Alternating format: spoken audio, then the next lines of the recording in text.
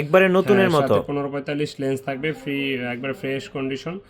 আর এটাতে কিন্তু 45টা অটোফোকাস আছে এবং ব্লগিংয়ের জন্য লাইট ওয়েট একটা ক্যামেরা খুঁজেন সবাই, এবং কি আপনার এটা রেজুলেশন আপনারা 60 FPS এ ভিডিও করতে পারবেন।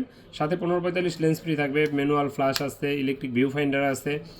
আর এটা প্রাইসটা আমাদের কাছে এই মুহূর্তে পড়বে মাত্র 60 থেকে 62 হাজার টাকার ভিতরে ওকে, ইনশাআল্লাহ। 60 থেকে 62,000 টাকার ভিতরে, জি। আচ্ছা, তারপরে যারা সনির ভিতরে মিররলেস খুঁজছেন, সনির ভিতরে মিররলেস সনির আলফা 6000 এটা আপনার 1650 লেন্স থাকবে, সাথে 1650 লেন্স দিয়ে এটার প্রাইসটা পড়বে মাত্র 42,000 টাকা। এটাতে আপনি স্ক্রিনটা ফ্লিপ করা যায়, এটা 24.3 মেগাপিক্সেলের। আর এটা কিন্তু ইলেকট্রিক ভিউ ফাইন্ডার আসছে, ফ্ল্যাশ লাইট আসছে, খুব সুন্দর একটা ক্যামেরা, লাইট ওয়েট ক্যামেরা।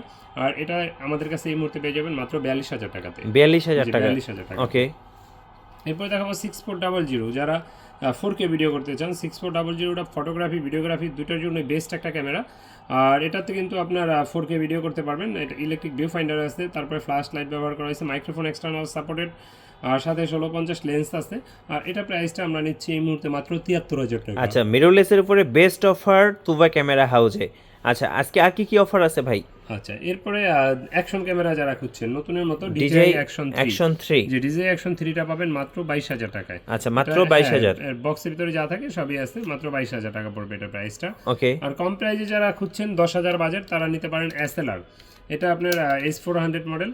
এটা কিন্তু আপনার স্ক্রিনটা ফ্লিপ করা যায়, এবং কি এটাতে 40x অপটিক্যাল জুম আছে, তারপরে ছবি তুলতে পারবেন, ভিডিও করতে পারবেন। এটা প্রাইসটা নিচ্ছি মাত্র 10,000 টাকা। আচ্ছা, মাত্র 10,000 টাকা। জি, 10,000 টাকা। ওকে, তো অনেকে আমাদেরকে জিজ্ঞেস করেন, ভাই পুরোনো ক্যামেরা কিনবো, সেক্ষেত্রে গ্যারান্টি ওয়ারেন্টি কি আছে? হ্যাঁ। তো গ্যারান্টি ওয়ারেন্টির ক্ষেত্রে যদি আসে, সেক্ষেত্রে বলবো যে 10 দিনের রিপ্লেসমেন্ট গ্যারান্টি আছে, 5 বছরের আছে ফ্রি সার্ভিস ওয়ারেন্টি প্রতিটা DSLR ক্যামেরার ক্ষেত্রে।